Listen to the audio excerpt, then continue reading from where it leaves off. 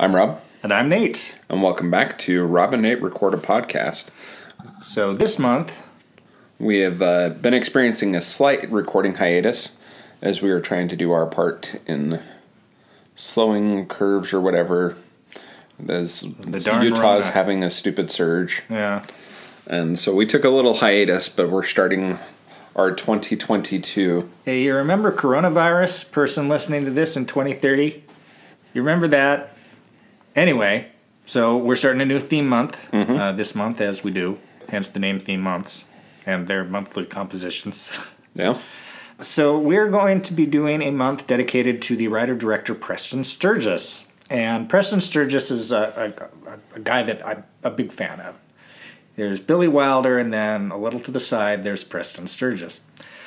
And the reason why we're doing this now is because of Rob surprising me with, what was the name of the Remember thing? the Night. Remember the Night. Written by Preston Sturges.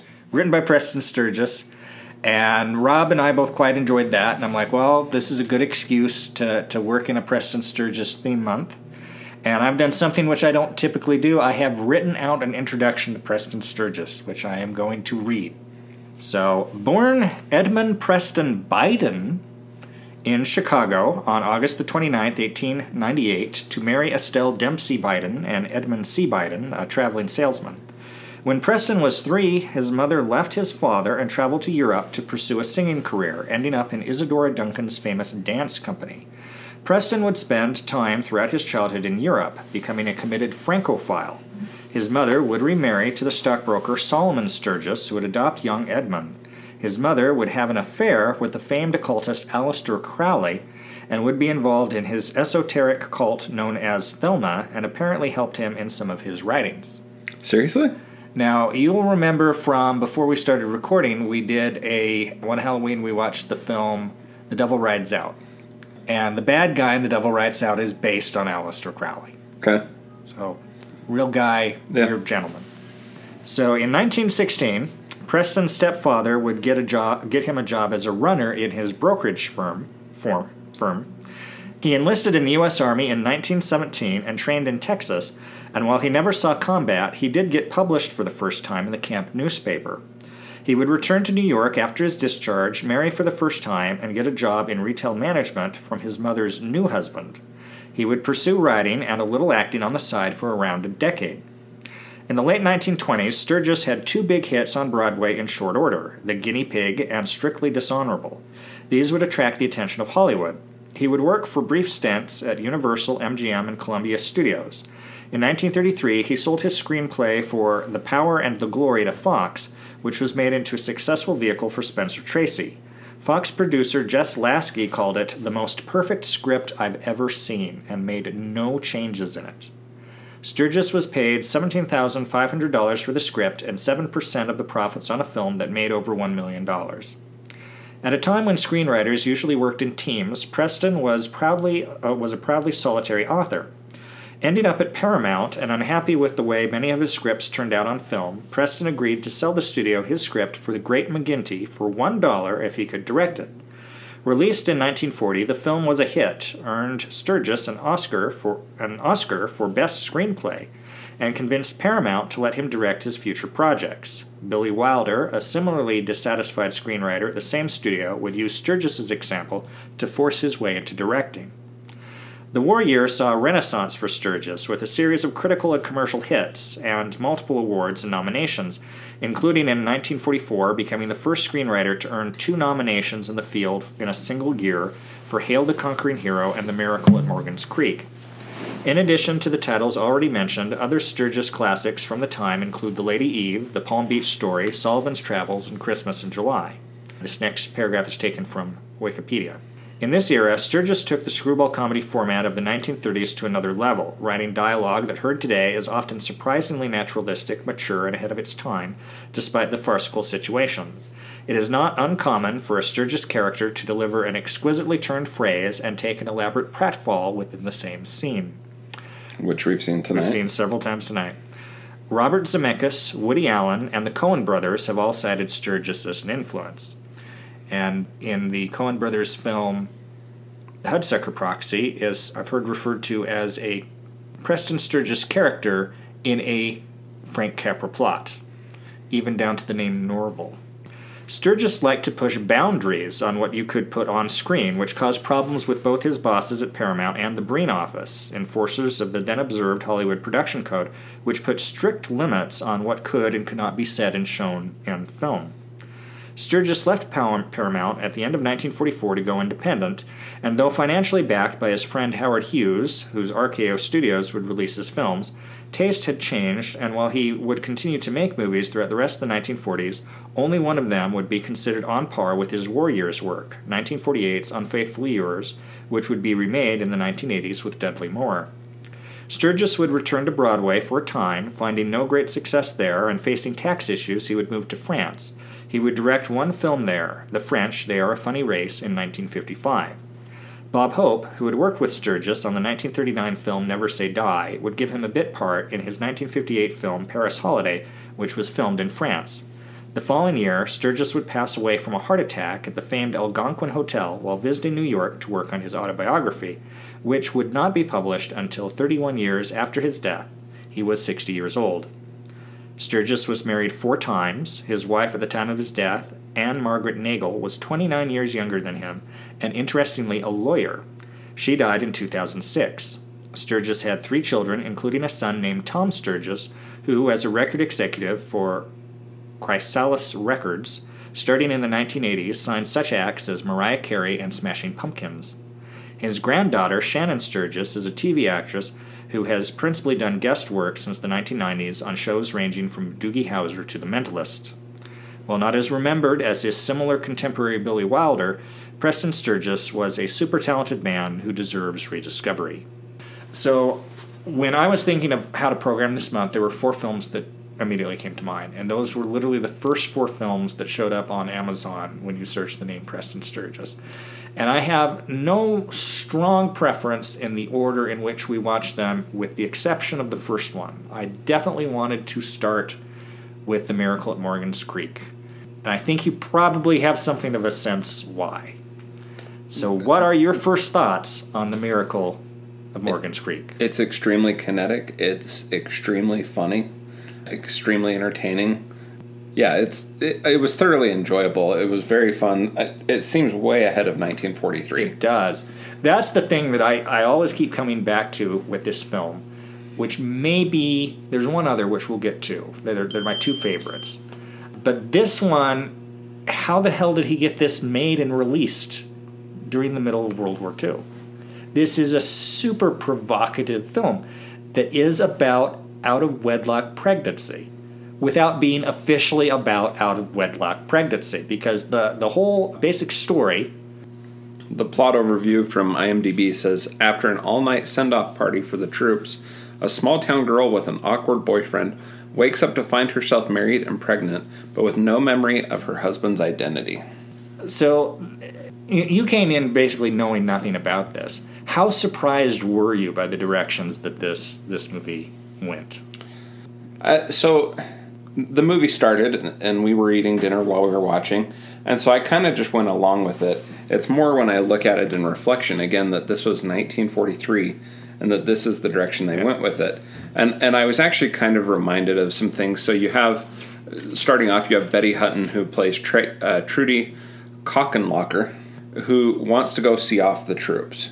She works at a department store, and the troops have been coming in to visit her. Eddie Bracken, who plays Norval Jones, has been coming in to visit her. She's clearly an attractive young lady and a popular young lady, but she wants to go see off the troops. You know how, like, you've seen pictures of the troop, like in San Diego, the like Red Cross ladies that went down and kissed the sailors goodbye. Mm-hmm. But it reminded me of that, like how Trudy wants to go see the sailor or the soldiers off. Mm-hmm. And that was legitimately a thing, you know. And she sells it. She tries to sell it when she's selling it to her dad as this patriotic thing. But part of it is she really wants the attention, and she wants the cute boys. Yeah. But her dad, who's the town constable, Edmund Cockenlocker, won't let her go. Played by William Demarest. Demarest, yeah. And so she calls Norval to have an excuse, like, you know, Norval's going to come and take her to the movies. And then she convinces Norval that it's their patriotic duty and that he needs to help her out. And, so he's going to sit in the movies while she goes to the dance. With his car. Then she proceeds to convince him to let her take his car to go to the dance. But they don't just go to the dance. Then they go to the country club. Then they go from the country club to somewhere else. And eventually along the way, one of the soldiers dancing with Trudy lifts her up and she smashes her head on the chandelier and basically gets a concussion.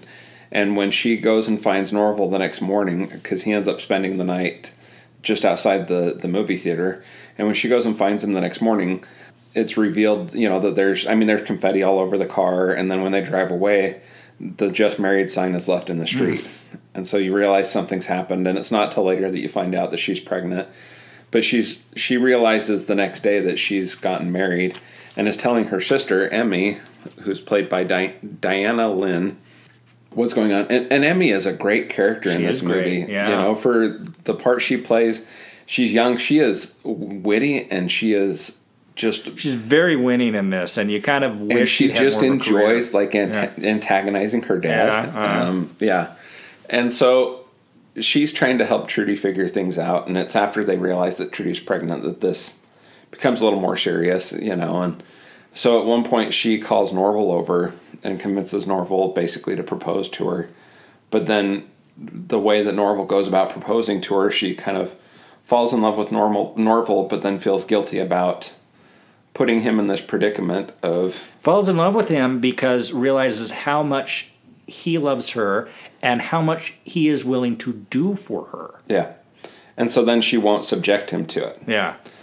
And that starts the process of this movie, and there's a whole bunch of weird things as they're trying to cover things up, and they're trying to figure out what's going on. There's a lot of who did what, mistaken. Well, and so she's explaining things to Norval one night, and Norval, in his reaction, because he's a nervous guy, starts yelling things out while someone in town overhears. And so the next day, the banker is approaching the constable, who's the dad, and saying, well, I've heard this, and blah, blah, blah. So then it leads to this ruse of the dad's trying to convince Norval, and this and that and the other. So anyways, Emmy, Trudy, and Norval come up with this plot that they're going to go to a justice of the peace late at night and tie the knot under the pseudonyms that Trudy thinks she got married under originally, because she didn't use her real name. She got married under a pseudonym, but because of her concussion, she can't remember her pseudonym or the name of the soldier. Ratsky Watsky. Yeah, and so they go to the justice of the peace to get married under a pseudonym, so they have the marriage certificate so they can get the marriage annulled so that she can marry Norval. And when Norval goes to pay for the wedding with the justice of the peace, he signs the wrong name on the receipt. And so the justice of the peace arrests Norval, but he's in this like World War I uniform, and so the army gets called, the sheriff's been called, everyone's involved when they go back to the town, and it's this whole mess. And so the constable ends up arresting Norval and putting him in the town jail. And then when he finds out what's going on, he's trying to get Norval to escape, but Norval's too genuine and nice of a guy to be willing to escape. And eventually, if you were to hit me over the head, I wouldn't, blah blah. If you were to do this, I couldn't catch. Oh, I wouldn't do that, sir. Yeah, yeah. Well, but then he works for the bank, and he's got money in the bank. So they go to the bank to get. Eventually, his plot is he's going to go find the soldier that Trudy married, and so he goes to the bank to get his own money out of the bank. But they trigger the alarm, so they run. So now Norval's not only wanted for like kidnapping an underage girl, trying to marry an underage girl, bigamy, impersonating a soldier, everything else. Now he's also wanted for bank robbery, and yeah. So it's like 6 months later when Norval comes back to town, not having found the soldier, and he finds Mr. Rafferty, played by Julius Tannen, who's taking him to where the family's been staying so that he can go see Trudy, but is observed by the banker, and who holds Norval at gunpoint, and he's put back in jail. Of course, Mr. Cockenlocker's been fired from his job as the town constable at this point. And the movie had started out with the newspaper editor calling the governor to say, hey, this town of Morgan's Creek is going to be a big deal real quick. We need a whole bunch of help. And then the movie comes back to the editor explaining to the governor what's going on, and everyone trying to fix all of the issues that have come up. And of course, he wasn't in an army uniform; it was a state militia uniform. And not only was he blah blah blah, he's a colonel in the state militia, and the justice of the peace was mistaken, and his license is revoked. And the reason why the governor and all these people are willing to pull all these strings is because of the miracle of Morgan's Creek and the publicity where Trudy has delivered sextuplets. Mm-hmm. And this is the miracle of Morgan's Creek that is so groundbreaking that the Canadian Prime Minister says it's plausible, but not probable. Well, possible, but not probable. It's caused Mussolini to resign. The Russians are reporting it. Hitler's upset about it. Yeah. This unexpected turn for these world leader cameos at the end, it just gets wider and wider and crazier. And of course, the Canadian Prime Minister thing is a reference to some quints that had been born in Canada that were a big international story. So the fact that these sextuplets, which at this time I'm pretty sure there had not been a case of, I think the first sextuplets were a result of fertility drugs. But it's a bonkers movie, especially for a wartime film, to be as subversive as it is on so many levels. Yeah. I mean, when Trudy knocks her head on the chandelier, that's a dang phallic-looking chandelier that she knocks her head on. And just the whole subtext. I mean, their names are the Cockenlockers. Yeah. It's a wild film.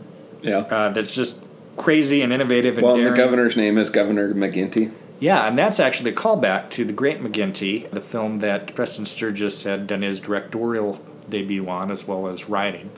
At the end of that film, McGinty and the Russian-accented man who is the political boss of his state end up disgraced. I think at least one of them ends up in jail.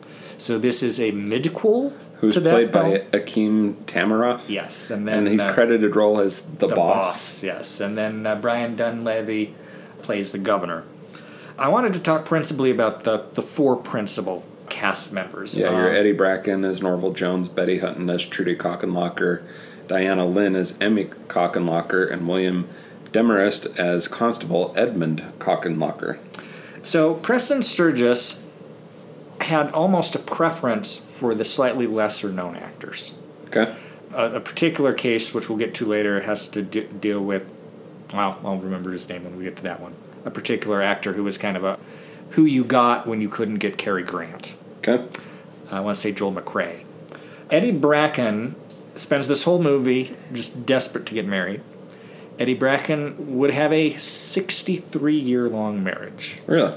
He married in 1939 through his death in 2002. He is best known to modern audiences for two roles that he played, namely as Mr. Duncan of Duncan's Toy Chest in Home Alone 2, Lost in New York. He also played Roy Wally, the founder of Wally World in National Lampoon's Vacation. Yeah. He had a real kind of distinctive look to him. He was voice. And voice, and he's kind of this little ball of energy, and he's quite a good physical comedian. And he's really able to deliver those lines and create this neurotic character on whom the Tim Robbins character Norval Barnes is modeled in The Hudsucker Proxy. Now, Betty Hunton was an interesting lady. She was a musical star, known for her singing and for a really kind of loud, bombastic manner. And it's interesting that in this film, she does not sing at all. And she has one scene where she lip syncs. But they didn't take advantage of what she was known for, which was singing, which was an interesting, out-of-the-box choice. She's great in this. She has the right energy level for this part. And you do grow. She gets more sincere as the film goes on, and she falls in love with Norval. She had a rough life. I believe she was married 3 or 4 times. She became a pretty severe alcoholic. And for a time, she worked in a convent, if memory serves. She did kick the alcoholism, and though a 9th grade dropout, she later earned a master's degree in psychology. Wow. Before passing away from colon cancer in 2007. I believe she was 80-something. Then we have Diane Lynn, who every time I watch this movie, she's kind of the standout. Yeah. She is the younger sister. She's playing 14. She's really close to 17, 18 when she made this film. She did not have a huge career. Probably the film she is best known for is playing Ronald Reagan's love interest in Bedtime for Bonzo, the monkey movie from 1952. She was 15 years younger than Reagan. She died young. She had a stroke at the age of 46. Wow. So, yeah, pretty young. And then William Demarest would become something of a good luck charm for Preston Sturges, would be in an awful lot of his films. He is best known as Uncle Charlie on the sitcom My Three Sons. Okay. But he's a wonderfully gruff character, and he is so entertainingly oblivious throughout this film, and just his lines where he keeps trying to kick his daughter in the tush and keeps falling over himself and keeps going, "Pooh, daughters." This main cast of 4 is just great together. They're very enjoyable. There is a good supporting cast. No particular standouts in them, but everybody's, really up to doing their job. But what this film is best at is the dialogue. And I'm going to read a few snippets of dialogue taken from IMDb. Mr. Johnson. The responsibility for recording a marriage has always been up to the woman. If it wasn't for her, marriage would have disappeared long since. No man is going to jeopardize his present or poison his future with a lot of little brats hollering around the house unless he's forced to. It's up to the woman to knock him down, hogtie him, and drag him in front of 2 witnesses immediately, if not sooner. Any time after that is too late. Constable Cockenblocker. The trouble with kids is they always figure they're smarter than their parents. Never stop to think that if their old man could get by for 50 years and feed him and clothe him, he maybe had something up here to get by with. Things that seem like brain twisters to you might be very simple for him. Conversation between Norval and Trudy as they go to the fake wedding. What was his first name? You mean Ratsky Watsky? Naturally. Does he have to have a first name? Of course he has to have a first name. Everybody has a first name. Even dogs have first names, even if they don't have any last names. Well, I don't know. I had an uncle named Roscoe. Roscoe. He eats them alive. What? That's a snake eater's name. Well, it was my uncle's name. Well, how about Hugo? Oh, phooey. Well, how about Otis? That was, oh, phooey. That was my father's name. Oh, I'm sorry. Well, it doesn't matter. You can call him Montgomery for all I care. Oh, phooey. Well, what goes good with Ratsky Watsky? Nothing. How about Ignatz? Ignatz? You'd have to take a bicarbonate with that. Ignatz Ratsky Watsky. That fits all right. Oh, phooey. This is great. I found the screenplay online. Uh-huh. I may have to freaking just read it. Yeah. I mean, it is just so wonderful. And there's this long conversation between Emily and Trudy as they're walking away from the lawyers. Yeah. Where they talk about getting her a sandwich, about a Swiss cheese sandwich, and the Swiss cheese keeps going back into the joke, and it's like we got to basically trick Norval into marrying you. How scheming! I mean, the scheming in it was Emmy's interesting. the one that's scheming. Yeah, she kind of reminds me in some ways of the actress in Remember the Night. Barbara Stanwyck. Yeah, I can see that. Yeah, there's that same kind of type, the very kind of cynical world-wise, even though she's a 14-year-old girl. Yeah. Who's pretty good at playing the organ. Well, and I also enjoyed when Emmy shows Norval the sextuplets, yes. And he's going up and down the line of babies, and he's like, okay, which one's mine? And that and the scene just before it, where he comes in and he's been just completely confused about what's going on. Well, and he comes in his he's been made a colonel in the State Guard, yeah. And he's got this fancy uniform. He's got a sword, and he walks in, and Emmy gives him this look like, what's that all about? And he just kind of does this, I don't know. They just shoved this on me and shoved me in here. I don't know what's going on. And they have that sweet little tender scene between him and Trudy can't remember anything from her practice. Like, was it a boy or a girl? It's like, I'll go see it. So Emmy takes him into the next room, and he's just so excited to see the baby. Oh, they're so cute. Which one's mine? And just the expression, and then he screams. He screams, and he peels out of the room, back into Trudy's hospital room, and slides across the floor into like the table with the flowers. Yeah, having a breakdown. It's a wild movie. Like it's a movie that should not exist. How did this get made is a really legitimate question. The only questionable thing from this movie that maybe doesn't hold up to today is there's the one scene at the town of Morgan Creek's jail where the justice of the peace and the constable are talking, and as they've explained kind of what's going on and why Trudy was doing this with Norval, the justice of the peace gives back the $2 that he was paid to perform the wedding, says there was no wedding, and tears up the marriage certificate. And as he's doing all of this and talking it through it with the constable, Edmund Cockenlocker, the constable keeps saying, "That's mighty white of you." He says it like 6 times. I didn't quite catch that. Yeah, and that's the only thing that in this entire movie that's like, was that a thing? Yeah, but it's not entirely clear. Yeah, not entirely clear. But that's the only thing that's even questionable in this entire movie. And again, it's surprising that this was made in 1943, but even then, the only thing that's the only thing that I saw that was questionable in the entire movie. So. Yeah, but just to, in wartime, make a film that has this level of cynicism in it, even though it's this weird mixture of the light. At the same time, it seems like maybe it would have worked because it was so lighthearted. It would have distracted people. Yeah, it's like it's able to get away with it because of the way it packages it. Yeah, and one wonders what Sturges could have accomplished had his career continued, decades later. What could he have made in the 1970s? Like a Billy Wilder. Yeah, exactly. Yeah. It would have been really interesting to see how he would have developed. Yeah. But I absolutely adore this movie. It's easy to see why.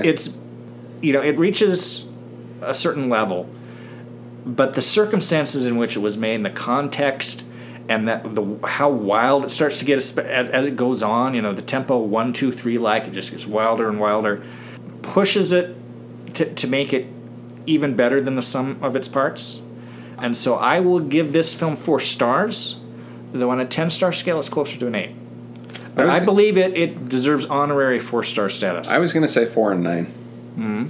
Yeah. Yeah. That's what I would give this. 4 on the 4-star scale, but 9 on the 10-star scale. It's just so bold, and it is consistently funny and witty, and it just hits on all cylinders, and it's just so unexpected. I remember the first time I saw it, it was my jaw was open. It's like, how? It was thoroughly enjoyable. It really was quite entertaining. Yeah, I don't know what else to say about this. Yeah. If you've not seen this and you have access to it, go watch it. Yeah. Because it was really good. Only 99 minutes. Yeah. The Preston Sturges comedies were generally not very long. This doesn't carry a traditional rating. It just says it was approved because of when it came out. And interestingly, it says 44 on IMDb, but it says 43 on... It came out in January of 1944. Okay. So it would have been filmed in 43. It was a huge hit. Giant hit. Yeah. $750 million to make. $9 million. $750,000 to make. $9 million box office in wartime. Wow. So this audiences at this time, something about this worked. Looks like it was nominated for 1 Oscar. Which was screenplay? Yeah, original screenplay for Preston Sturges. This was the year he got 2. The other was for Hail the Conquering Hero, which is another Eddie Bracken film, in which Eddie Bracken is mistaken for a war hero. Okay. And it pretty much writes itself. Yeah. You have much else to say on this one? I think we've said what we have to say about it. We will be returning shortly with 3 more Preston Sturges classics. And I'm Rob. And I'm Nate. And this is Rob and Nate Record a Podcast. I want to look at Diane Lynn. The Major and the Minor I have heard of. Yes, that is Billy Wilder's directorial debut, though he did not write it. For some reason, Paramount, direct one of our scripts, and then we'll let you direct your own scripts. Looks like she did a bunch of TV in the 50s, and yeah. I believe she was doing stage work at the time of her death, principally. Looks like she did a whole lot of TV over her career. Yeah. Easy come, easy go. Fun stuff. So are the other Preston Sturges films we're going to watch this kinetic? This probably, one of them. Yeah. One of them definitely is. Don't give away too much. I won't give away too much. But the more kinetic, the better for me in terms of Preston Sturges. So that and this other one are probably my two favorite. Yeah. Though there's another one which I think is probably his greatest accomplishment, and we'll talk about it when we get to that one. Nice. La La Land.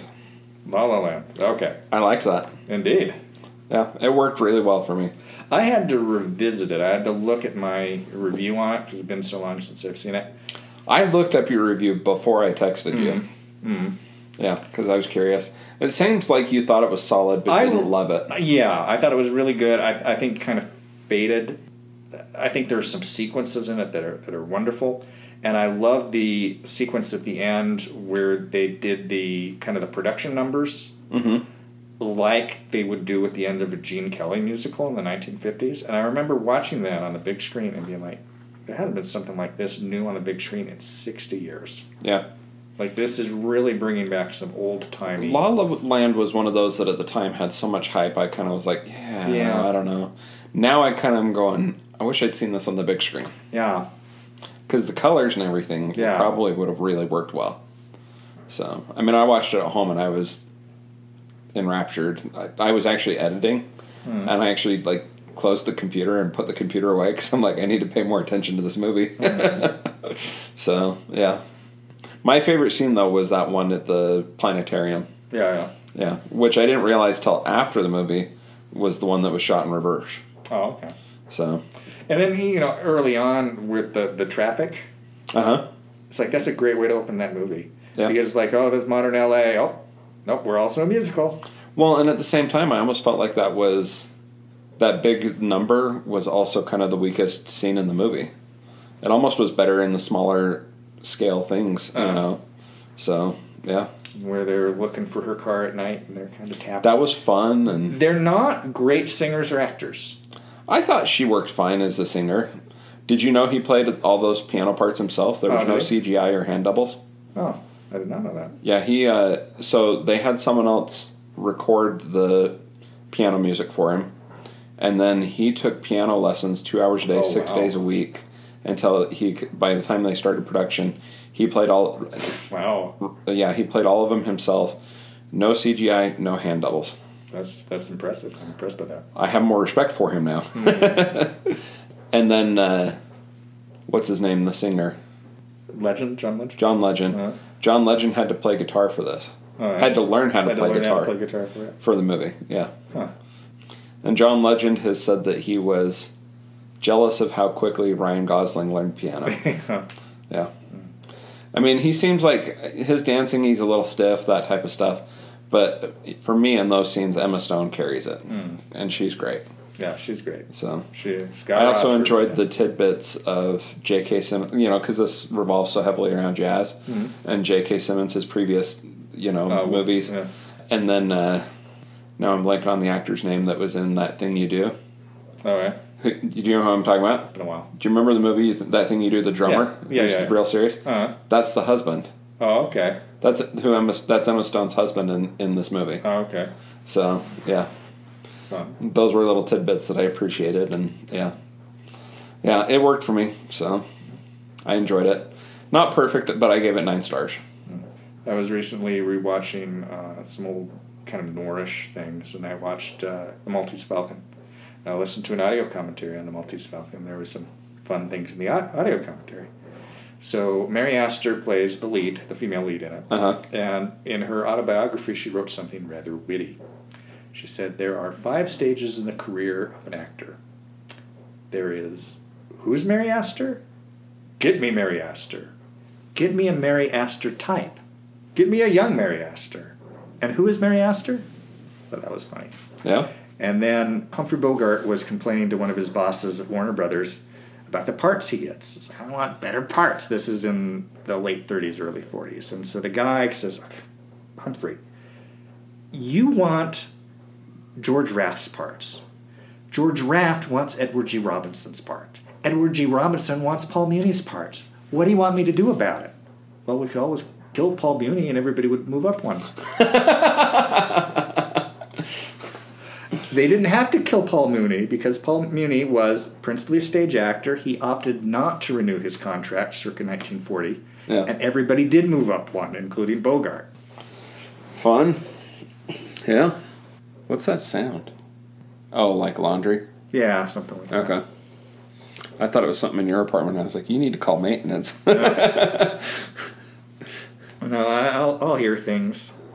The previous person upstairs had a really interesting ritual for about a week. He would take a shower or a bath in the middle of the day. You'd hear the water. And then you'd hear his music real loud while he was taking a bath. And that for about a week. Yeah. Words being spoken. Yeah, I still have to double check our levels because we're coming back from an unfamiliar environment, but Indeed. I'm pretty sure I know the settings at this point. So Indeed. So I was thinking about well-known songs. But what if you were to take your well-known song and kind of take it in a direction that people aren't expecting? Matchmaker, matchmaker, make me a match. Potassium chlorate mixed with sulfur.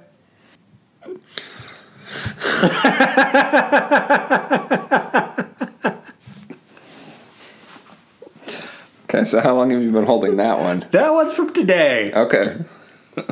I mean, you've been alone for a little while. Yeah. This is where my brain goes. I had to look up the chemical composition of matches to make that joke work. That's actually relatively impressive.